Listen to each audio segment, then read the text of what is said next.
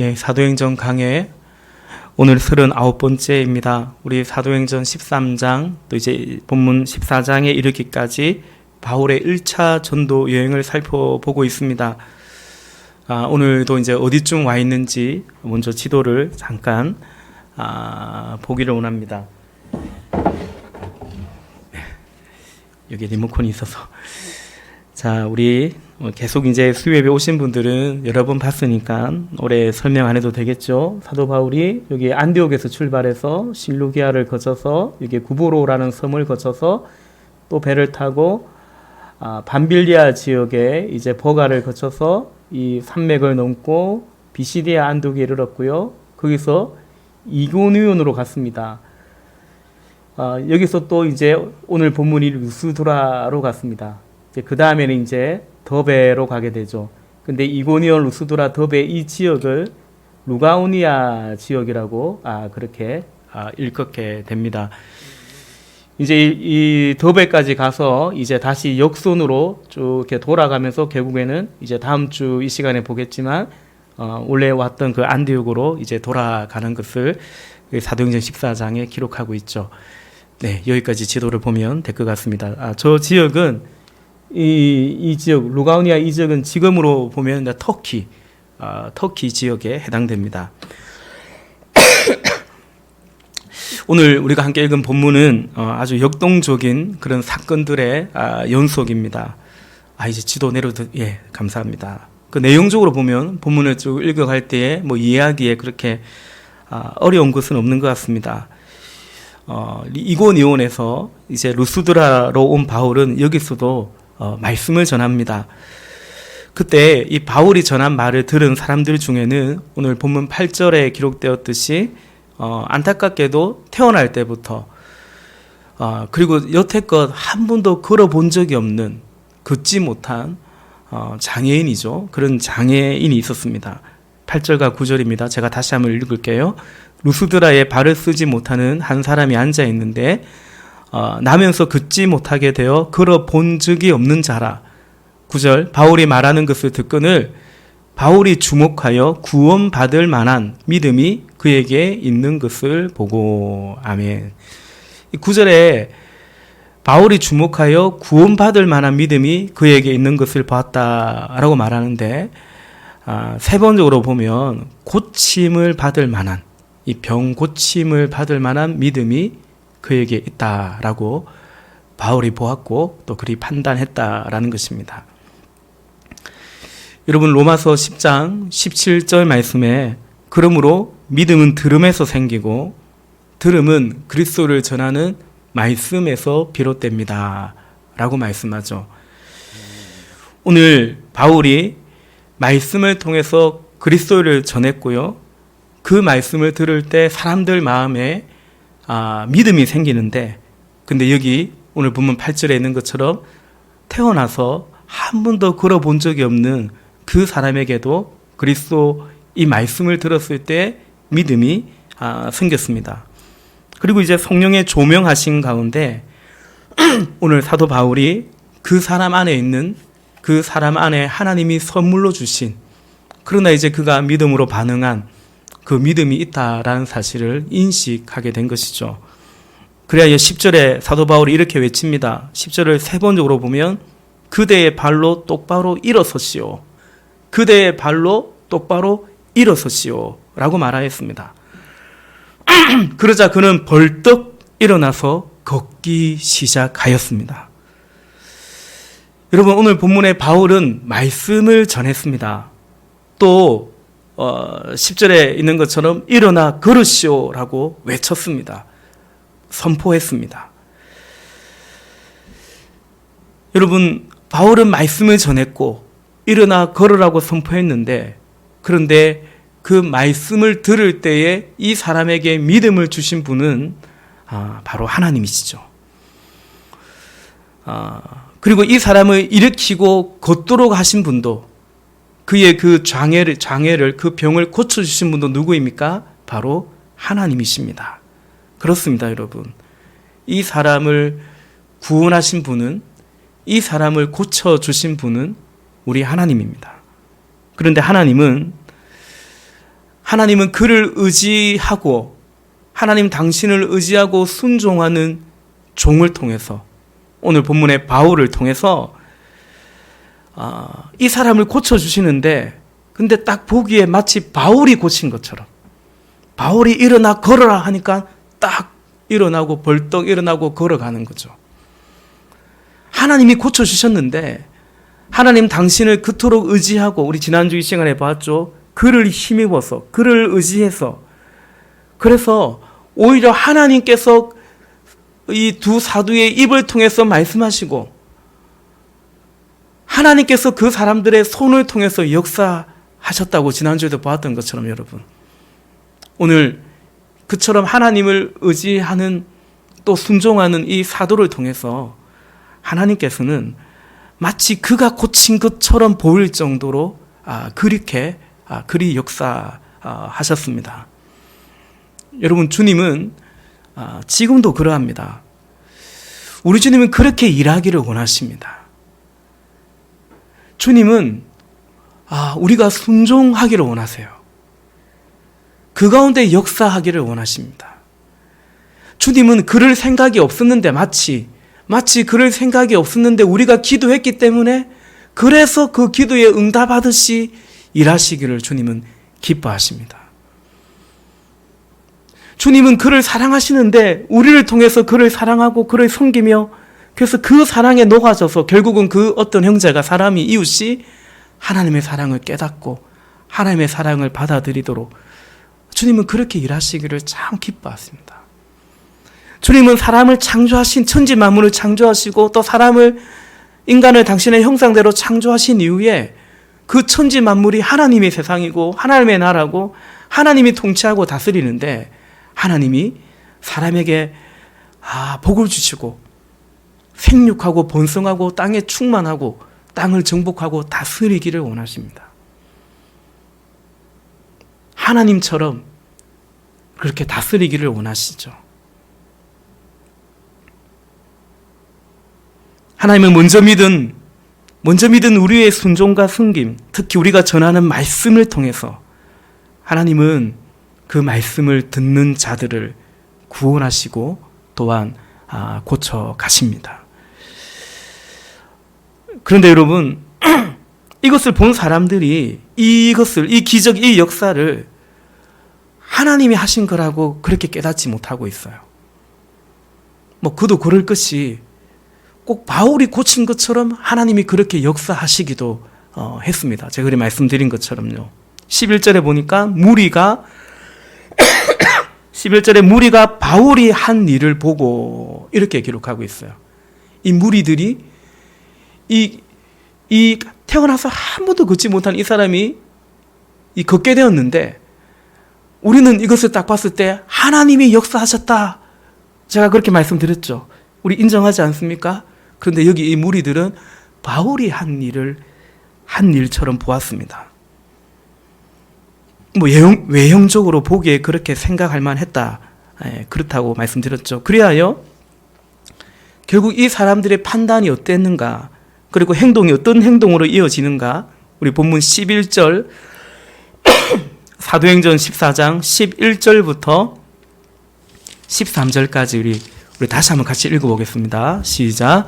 무리가 바울이 한 일을 보고 루가오니아 방언으로 소리 질러 이르되 신들이 사람의 형상으로 우리 가운데 내려오셨다 하여 바나바는 제우스라 하고 바울은 그 중에서 많은 자이므로 헤르메스라 하더라. 시외 제우스 신당의 제사장이 소와 화한들을 가지고 대문 앞에 와서 무리와 함께 제사하고자 하니. 아멘. 11절에 보니까 무리가 바울이 한 일을 보고 그 지역 루가오니아 방언으로 소리를 질러댑니다. 뭐라고 소리를 지르냐면 신들이 사람의 형상으로 지금 우리 가운데 내려왔다.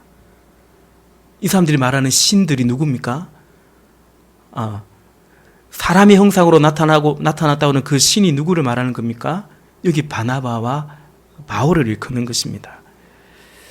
당시 헬라권 문화에서는 이것이 보편적인 그런 사고 혹은 믿음이었다라고 합니다.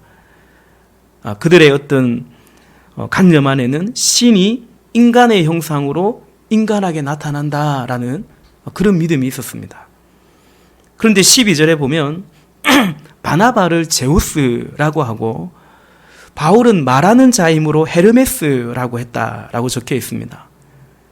여러분, 이것은 이들이 지금 이 바나바와 바울을 신들이 우리 가운데 내려왔다, 사람의 모양으로 내려왔다라고 말하는데 최상급의 신, 그 최상급의 대우를 하고 있는 겁니다. 왜냐하면 제우스 들어보셨죠, 여러분? 제우스는 헬라 신화에서 모든 신들의 우두머리라고 이들이 믿고 있는 신입니다. 대빵. 그리고 헤르메스는 그 제우스의 대변자로서 언어를 지배하는 신이다 라고 생각한 것입니다. 어느 주석에 보니까 왜 그럼 바나바를 제우스라고, 바나바가 그럼 더 우두머리 아닙니까? 바울보다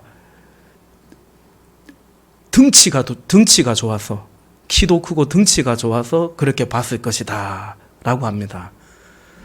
하여튼 키도 크고 등치가 좀 좋아야 됩니다. 바나바를 그래서 제우스라고 봤다라고 합니다. 그리고 13절에 보면 이들이 곧장 신당의 제사장들을 막 앞세워가지고 두 사도에게, 아니죠, 이 두 사도가 아니죠, 이들 보기에는 신들이죠, 제사를 하려고 합니다. 막 소와 하한들을 가지고 와서 제사하려고 했습니다. 제사하려고. 이 상황에서 두 사도가 어떻게 반응하는가? 14절이죠. 우리 14절 또 같이 읽어보겠습니다. 시작. 두 사도 바나바와 바울이 듣고 옷을 찢고 무리 가운데 뛰어 들어가서 소리 질러. 아멘. 두 사도는 이 무리들이 루가오니아 방언으로 와, 신들이 사람의 모양으로 우리 가운데 왔다라고 막 소리 지르고 막 제우스 헤르메스 계산는데, 이 방언이네요. 이것도 계산는데 이건 방언인데 막 그래 하는데 그죠? 처음에는 이들의 이 소리를 잘 못 알아들었던 것 같습니다. 방언으로 해가지고. 그런데 가만 보니까 뭐 소를 가져오고 막 꽃다발을 갖다 바치면서 넙죽넙죽 제사를 하려고 하는 거죠. 보니까 그제서야 지금 이 사람들이 지금 뭐 하는 짓이냐라고 판단이 서고 이들을 강력하게 저지하죠. 제지하는 것을 보게 됩니다. 그래서 옷을 찢고 군중 속으로 뛰어 들어갔다. 이것은요, 이제 이 단호한 의지를 표명하는 것입니다. 지금도 마찬가지죠. 옷을 팍 찢는다는 것은 아주 단호한, 한판 하자, 이런 굳은 결심, 강력한 의지를 표출하는 거 아니겠습니까? 그죠? 그러니까 루스드라 주민들의 이러한 행위, 자신들에게 제사하는 이런 행위를 절대로 용납할 수 없다라는 강력한 의지를 분명하게 천명한 것입니다. 그냥 와이라노 이러면서 그냥 넙죽 절을 받아 본 게 아니고 제사를 받아 잡수신 게 아니고요. 옷을 찢으면서 절대로 나는 용납할 수 없다. 왜 우리에게 제사하려고 하느냐. 그런 다음에 이들을 향해서 단호하게, 그리고 한편으로는 간곡하게 호소하듯이 말씀하죠. 15절 말씀입니다. 좀 전에 본문 읽었는데 왜 자꾸 같이 읽냐고 그랬더니 생각하지 마시고 우리 같이 한번 또 읽어보겠습니다. 15절 같이 읽습니다. 이르되 여러분이여 어찌하여 이러한 일을 하느냐. 우리도 여러분과 같은 성정을 가진 사람이라 여러분에게 복음을 전하는 것은 이런 헛된 일을 버리고 천지와 바다와 그 가운데 만물을 지으시고 살아계신 하나님께로 돌아오게 함이라. 아멘. 아멘. 명확하게 말합니다. 오늘 이 두 사도가 아마도 바울이 말한 것 같아요. 명확하게 말합니다. 핵심이 두 가지입니다. 15절 말씀인 건데, 첫째는 지금 왜들 이러십니까? 왜 이러십니까? 라는 거죠. 우리도 신이 아니고 우리도 사람입니다. 당신들과 똑같은 사람입니다. 우리도 같은 성정을 가진 사람이다 라고 분명히 말합니다. 그들이 지금 자기들을 우상으로 신격화하고 있잖아요. 그러니까 뭐라고 말해야 됩니까? 아니다. 우리 신 아니다. 같은 성정을 가진 사람이다. 우선 그 점을 명확하게 해둡니다. 두 번째는, 그런데 우리가 지금 오늘 당신들에게 이 말씀을 전하고 또 그 가운데 하나님께서 이런 놀라운 기적을, 은총을 베푸시는 이것은 왜 우리가 그렇게 하고 있느냐? 그것은 바로 이런 헛된 일을 버리라는 겁니다. 이런 헛된 일, 우상 숭배를 버리고 천지 만물을 창조하신 하나님께로 돌아오라고 지금, 그래서 우리가 지금 이 말씀을 전하고 있는 건데, 여기까지 온 건데 어떻게 우리가 전한 말씀을 듣고 우리가 전한 기적을 보고 대려 우리한테 절을 하려고 하느냐? 이러지 말라고, 이런 거 버리라고 우리가 왔는데 그 말을 아주 분명하게 말합니다. 그래서 오늘 본문 마지막 18절에 보니까 결국 두 사도는 그리하여 겨우 이 무리들을 말려서 자기들에게 제사하지 못하게 했다라고 기록하고 있죠. 이것이 오늘 본문의 내용입니다.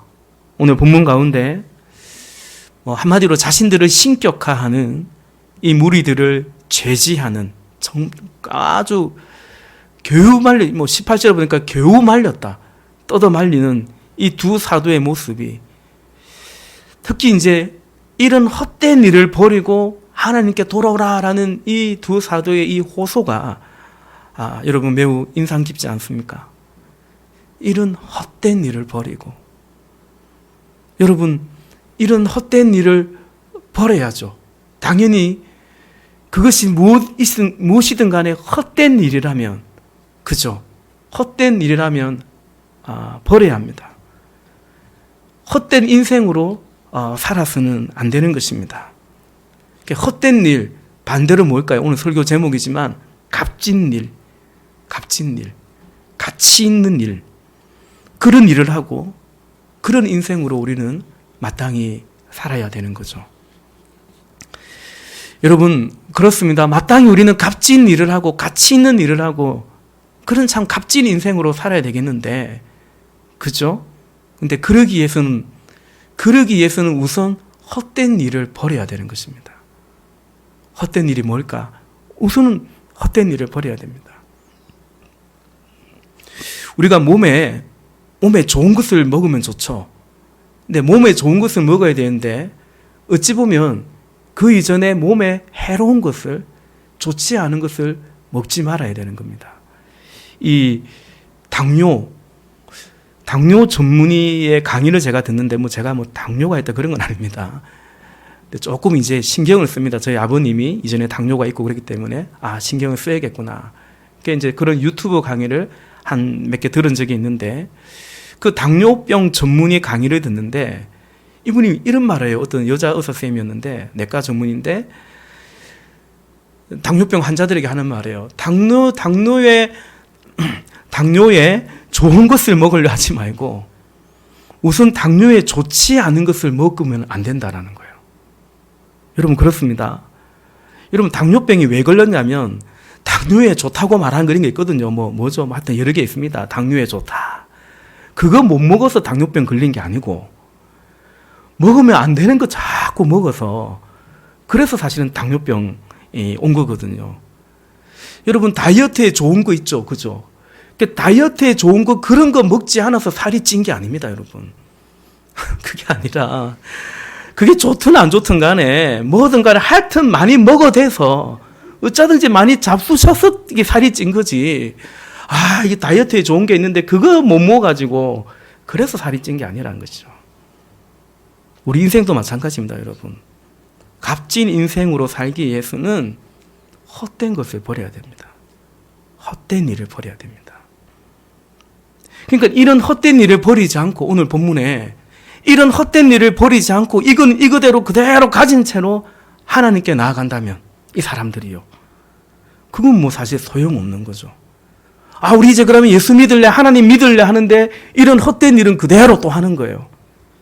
실제로 아프리카나 이런 데 가면 그러거든요, 그 사람들이. 그 사람들이 이른바 그 토착신앙, 토속신앙은 그대로 가진 채로 또 예수는 또 예수대로 믿겠다고 달려드니까 그 믿는 게 아니죠. 이런 헛된 일을 버리고 하나님께로 돌아가야 되는 거죠. 주님을 따르기 위해서는, 예수님께서 누구든지 나를 따르거든 자기 십자가 지고 따르라고 했는데요. 그런데 그 전에 먼저 어떻게 하라고 하셨습니까? 자기를 부인하고. 여러분, 자기를 부인하지 못하면 결코 주님 주신 십자가를 질 수 없는 것입니다. 나를 부인하지 못하는데요, 어떻게 주님을 시인할 수 있겠습니까? 십자가를 시인할 수 있겠습니까? 사랑하는 형제자매 여러분, 저는 오늘 이 말씀의 제목처럼 이 주제를 좀 본문 가운데 묵상하며 좀 나누고자 하는데요. 그러니까 헛된 일, 헛된 삶, 반대로 값진 일, 값진 삶에 대해서 좀 나누고자 합니다. 두 가지 말씀을 전하고 싶어요. 첫째는 오늘 본문 가운데 특별히 두 사도의 모습을 통해서 어떤 것이 헛된 일이고 또 헛된 삶이고 어떤 것이 값진 것이고 값진 삶인지를 살펴볼 때, 첫째는 우리도 여러분과 똑같은 사람이다라는 이 모습입니다. 15절이죠. 우리도 여러분과 같은 성정을 가진 사람이다. 여러분, 헛된 일은 뭡니까? 같지 않다라고 생각하는 것이 헛된 일이요, 헛된 생각입니다. 나는 너와 다르다라고 생각하는 거죠. 여러분, 오늘 이 무리들이요, 두 사도를 신격화하고 제사를 지내려 합니다. 그러니까 이 사람들은 우리와 다르다라고 생각을 하는 거예요. 그러면서 우상으로 받드는 것입니다. 이게 뭡니까? 바울이 이걸 뭐라고 말하고 있죠? 이런 헛된 일이라고 말하고 있죠. 이런 헛된 일을 버리라는 것입니다. 왜 우리를 당신들과 다른 사람이라고 생각하냐는 거죠. 우상을 숭배하는데, 여러분, 왜 우상을 숭배할까요? 사람들이 우상을 왜 숭배할까요? 사실은 내가 우상이 되고 싶어서 그런 겁니다. 인간이 우상을 숭배하는 이유는 사실은 내 안에 있는 그런 욕망이 표출되는 거예요. 성경은 특히 이제 우상 숭배를 분명히 그렇게 정의합니다. 우상을 숭배하는 것 같지만 아니요, 자기 자신이 우상이죠. 우상 숭배의 실체입니다. 그래서 나와 다른 존재를, 다른 레벨을, 다른 계급을 만들어 놓습니다. 신격화합니다. 그리고 숭배합니다. 그런데 그 내면에는 내가 그런 존재이고픈, 뭔가 다른 이 우상이 나와 다른 것처럼, 격이 다른 것처럼 사실은 내가 좀 그런 존재이고픈 그런 욕망이 있는 거죠. 너와 내가 어떻게 같냐? 그게 인류의 역사입니다. 당신과 내가 어떻게 같냐? 그래서 노예를 만들어내고, 종을 만들어내고, 신분을 만들어내고, 계급을 만들어내고, 갑을 만들어내고, 을을 만들어내고, 갑질이라는 게 그래 있는 거죠. 네가 내가 어떻게 같냐? 너와 내가 어떻게 같냐? 같으면 안 되는가요? 같으면 안 되는 겁니다. 그게 헛된 일입니다. 그게 복음 안에서 이제 그 헛된 일을 깨닫는 거죠. 그게 버리는 것입니다. 우리가, 너와 내가 다르지 않다라고 생각합니다. 사람 위에 사람 없고 사람 아래에 사람 없다라고 생각하는 것입니다. 모두가 존귀한 하나님의 형상임을 알게 됩니다. 동시에 모두가 죄인이라는 사실도 알게 되고, 우리 모두에게 하나님의 은혜가, 하나님의 긍휼이 필요하다는 사실을 또한 알게 됩니다. 내 생명이 귀한 것처럼 다른 생명도 귀한 것을 알게 됩니다. 그게 복음입니다. 내 자식이 귀하다면 남의 집 자식도 귀하다는 것을 인정하게 되죠. 우리 가정의 행복이 중요하다면 다른 가정 역시 행복해야 된다고 생각하는 것입니다. 나에게 의식주가 인간의 기본권이요, 의식주가 필요하고 중요한 만큼 나의 이웃에게도 그 기본적인 것은, 인간의 존엄성은 존중받아야 되고 그런 것들이 필요하다는 것을 인정합니다. 내가 독차지해서 그것으로 나는 배를 불리고 이웃에게 고통을 주는 것이 결코 복음에 합당하지 않다는 사실을, 그야말로 헛된 일이라는 사실을 깨닫는 것이죠. 이것이 값진 것입니다. 이것이 복음 안에서 값진 일이요, 값진 삶입니다. 여러분, 복음은 우리의 형제를 어떤 존재로 보게 하냐면 하나님으로 보게 하는 겁니다.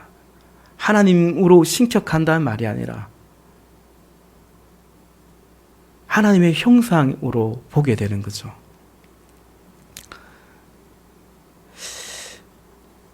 그리고 그 안에서 더 나아가서 이제는 다르다라는 것을 인정합니다. 다양성을 인정합니다. 존중합니다. 아, 하나님 주신 은사가 다르구나. 부르심이 다르구나. 또 어찌 보면 재능도 다르고 달란트가 다르구나 인정합니다. 그리고 그 안에서 세워진 질서를 존중합니다.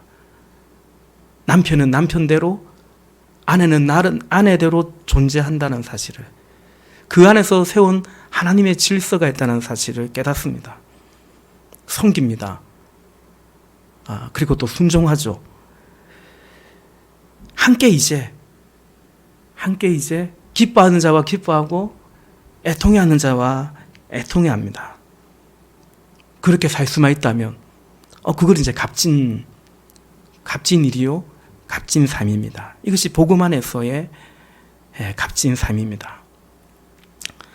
여러분, 다르고 싶은 욕망,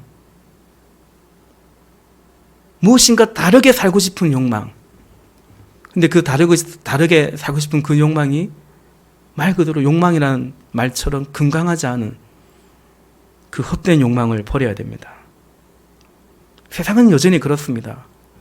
비교합니다. 평가합니다.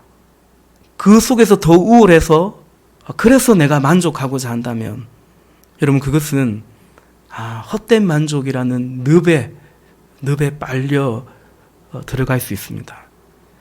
깨닫지 못하면, 자칫하면 평생을 자기 만족이라는 그 늪에 빠져버리면요, 평생을 불만족과 결핍이라는 그 속에서 호죽거리게 된다는 사실을 우리는 경계해야 됩니다. 여러분, 기억하면 좋겠습니다. 오늘 사도 바울이 이 두 사도가 말하는 것처럼 옷을 찢으면서 우리도 당신과 같은 사람들이다. 같은 성정을 가진 사람들이다. 당신들도 귀하고 물론 우리 자신도 귀합니다. 예수님이 죽어서 살려놓은 사람들입니다. 오늘 두 사도 안에 그런 마음이 있는 거죠. 어떤 마음일까요? 그리스도 예수의 마음인 것입니다. 예수님은 비교하지 않으십니다. 예수님은 사람을 차별하지 않으셨습니다. 배척하지 않으셨습니다. 소외시키지 않으셨죠. 어제 생명상 강의 때도 그런 말씀 드렸지만 예수님은 제자들을 비교한 적이 없습니다. 그 최영기 목사님이 그랬다죠. 그 예수님을 알고 나서 아빠가 될 수 있겠다. 나도 아빠가 될 수 있겠다. 예수님이 하듯이 하면 되겠구나. 그전에는 아이를 가질 마음이 없었다라는 거죠. 예수님처럼 아이를 가지고 아이를 키우면 되겠구나. 그런 마음을 가졌다라는 거죠. 그래서 한 번도 자녀들을 비교하지 않았다라는 거죠. 왜? 예수님이 그렇게 안 했다고 본 거죠. 두 번째, 여러분, 오늘 본문 가운데 헛된 것 혹은 헛된 삶, 값진 것, 값진 삶에서 봤을 때 본문 가운데 좀 제 마음에, 제 눈에 들어온 것은 뭐냐면 옷입니다. 옷. 오늘 이들이 옷을 찢습니다. 옷을 벗습니다. 이게 값진 겁니다, 여러분. 옷을 찢을 때 찢어야 되거든요. 14절에 바울과 바나바가 옷을 찢고 무리 가운데 뛰어 들어갑니다. 물론 조금 이건 좀 저의 묵상이죠. 마태복음 6장에 보면, 또 누가복음 12장 23절에 보면 예수님이 이렇게 말씀하십니다. 목숨은 음식보다 더 소중하고 몸은 옷보다 더 소중하다 말씀하십니다. 음식보다, 그리고 옷보다 소중한 것은 생명이다. 몸이다. 우리 자신이다. 우리 인생이다라는 거죠. 여러분, 우리가 입는 옷보다 더 소중한 것은 우리의 인생입니다. 또 사람입니다. 사람. 그런데 옷 때문에 몸을 해칩니다. 음식 때문에 생명을 앗아갑니다. 예나 지금이나 인류의 역사 가운데 모든 전쟁은 그 이유 때문이었습니다. 음식 때문입니다. 옷 때문입니다. 그래서 그보다 더 소중한 생명들을 서로 죽이고 했던 것입니다. 여러분, 예나 지금이나 사람들이 옷에 관심이 많습니다. 문자 그대로 우리가 지금 입고 있는 의복, 이 옷이기도 하고요. 또 이 옷이 상징하는 의미하는 바가 다양하지 않습니까? 신분을 상징하기도 하죠. 군인의 신분이 되면 군복을 입는 거고요. 그죠?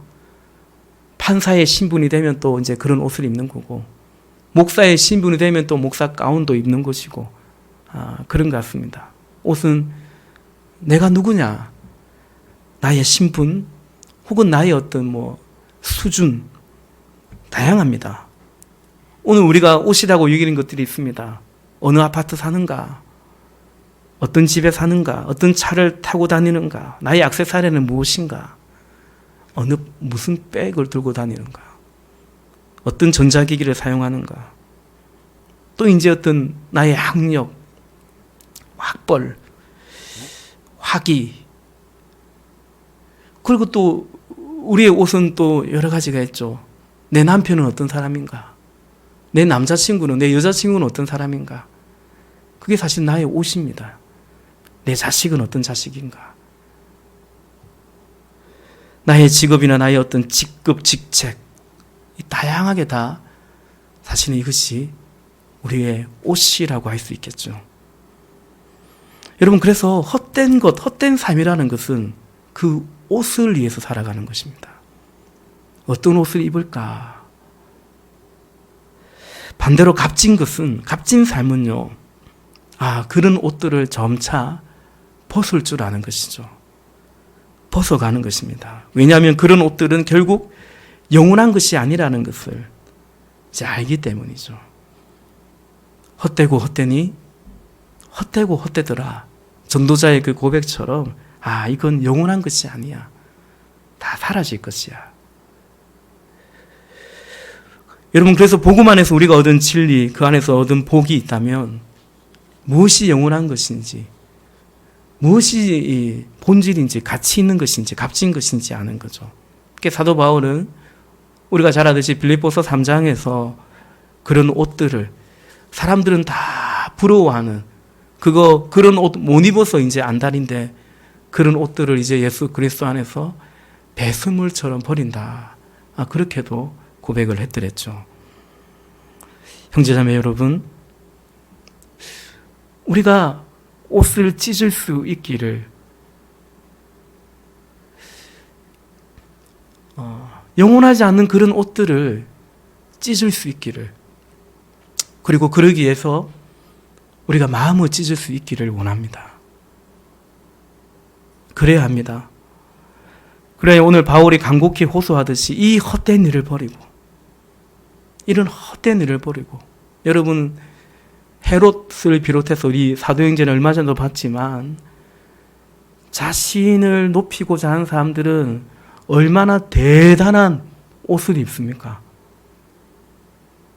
왕복이라는 말도 부족해서 용복이라고 말도 하고, 그런 헤롯 우리 12장에서 봤죠. 충이 먹어 죽었더라. 하나님이 치니까 벌레가 먹어 죽었더라. 정확하게 그게 무엇인지는 모르겠지만 성경은 그렇게 기록하고 있어요. 자신을 위해서 어쩌든지 다른 그런 화려한 옷을, 무게도 어마어마한 그런 옷을 입는 것입니다. 그런 헛된 일을 버리고 오늘 사도 바울이 말하죠. 간곡히 말하죠. 하나님께로 돌아오라는 것입니다. 그렇지 않으면 시편 52편 22절의 말씀처럼 하나님을 잊어버린 너희여 이제 이를 생각하라. 그렇지 아니하면 내가 너희를 찢으리니 건질 자 없으리라 말씀하고 있습니다. 여러분, 내가 입을 옷을 위해 누군가의 마음을 찢지 마시고, 누군가의 인생을 찢으려고 하지 마시고, 그래야 내가 어느 정도의 옷을 입을 수 있다라고 생각하지 마시고, 비록 그것이 이 땅의 현실일 수 있지만 말이죠. 여러분, 그렇게 해서 입은 옷은 사실은 나의 옷이 아닙니다.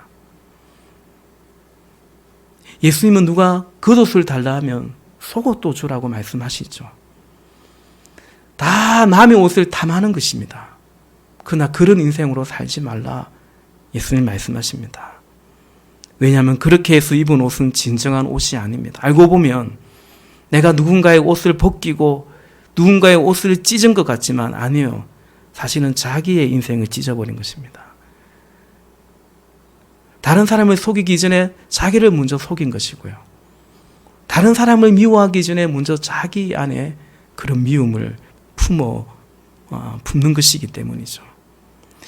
빌립보서 2장에 너희 안에 이 마음을 품으라 말씀합니다. 이 마음을 품으라. 그리스도 예수의 마음을 품으라 말씀하십니다. 로마서 13장 말씀에 오직 주 예수 그리스도로 옷 입고 정욕을 위하여 육신의 일을 도모하지 말라 또한 말씀합니다. 사랑하는 여러분, 우리가 그리스도의 마음, 그리스도로 옷을 입어서 오늘 이 두 사도들처럼 나의 옷을 찢어서 나의 희생과 섬김을 통해서 이 그리스도를 알지 못하는 자들, 그래서 헛된 일을 버리지 못하고 있는 이들에게 그리스도를 증거하는 그리스도의 옷을 입혀주는 삶, 그런 값진 삶을 살아가시는 우리 교회가 되고 저와 여러분 우리 모두가 되기를 주님의 이름으로 부탁을 드립니다. 말씀을 맺겠습니다. 갈라디아서 3장 27절에 보면 누구든지 그리스도와 합하기 위하여 세례를 받은 자는 그리스도로 옷 입었느니라 말씀합니다. 세례는 그리스도와 합하는 거거든요. 그렇죠? 그렇게 세례를 받은 자는 그리스도로 옷을 입었다라고 말합니다. 오늘 두 사도가 옷을 찢습니다. 그 옷 찢어도 됩니다. 왜냐하면 그리스도로 옷을 입고 있기 때문입니다. 그것은 찢어도 상관이 없습니다. 왜냐하면 그리스도로 옷을 입고 있기 때문입니다. 예컨대 제가 목사인데요. 이 목사라는 옷을 때가 되면 찢어도 됩니다. 왜냐하면 그리스도로 옷 입고 있기 때문입니다. 여러분이 직장이나 이 세상에서 언젠가 은퇴가 되면 은퇴하시면 될 것 같습니다. 더 이상 나의 이름 뒤에 어떤 직책이 사라진다 할지라도 또 나의 어떤 직업이나 신분이 달라진다 할지라도 괜찮습니다. 왜 그럴까요? 그리스도로 옷 입고 있기 때문입니다. 옷을 위해서 살지 말고 이 치열한 경쟁 속에서 그냥 그대로 편승해서 살지 마시고 질 수 없으니까 이겨야 되겠고 달라야 되겠고 그런 다름을 위한 다름, 그것을 위해서 살지 말고 여러분 그건 다른 게 아니에요. 다름을 위해서 내가 다른 사람보다 더 달라야겠다고 그래서 달라졌다면 그건 다름이 아니고요. 그건 세상과 같은 겁니다. 그건 그리스도 안에서 다른 게 아니에요. 그건 세상과 같은 거예요. 진정 세상과 다른 것은 뭡니까? 예수님을 따라가는 거죠. 예수님을 본받아 가는 것입니다. 동등됨을 빌립보서 2장의 말씀처럼 동등됨을 취할 것을 여기지 않고 자기를 낮추신 우리 예수님. 그래서 우리가 세상에 있지만 이 세상에 이 땅의 지배를 받지 않고 하늘에 속한 사람으로서 살아가는 것. 하나님의 지배를 받고 성령의 지배를 받고 하나님 나라는 꼭 죽어서 가는 주님이 다시 오셔야만 가는 그것이 하나님의 나라가 아니라 바로 그분이 우리의 주가 되시고 왕이 되심으로 말미암아 그분의 다스림 가운데 살아가는 하나님 나라를 살아가는 것. 이것이 진정으로 다른 삶이요 진정으로 값진 삶인 줄로 믿습니다. 우상을 만들지 맙시다. 그런 헛된 일을 버리라고 예수님이 십자가에 죽으셨습니다. 이제는 죄에 대하여 죽고 의에 대하여는 살도록 주님이 십자가에 죽으셨습니다. 그 복음, 그 생명 안에 그리스도 안에 거하시는 또 그리스도 안에서 그 생명으로 살아가시는 진실로 값진 삶을 살아가시는 우리 모두가 되시기를 주님의 이름으로 축복합니다. 같이 기도하십시다.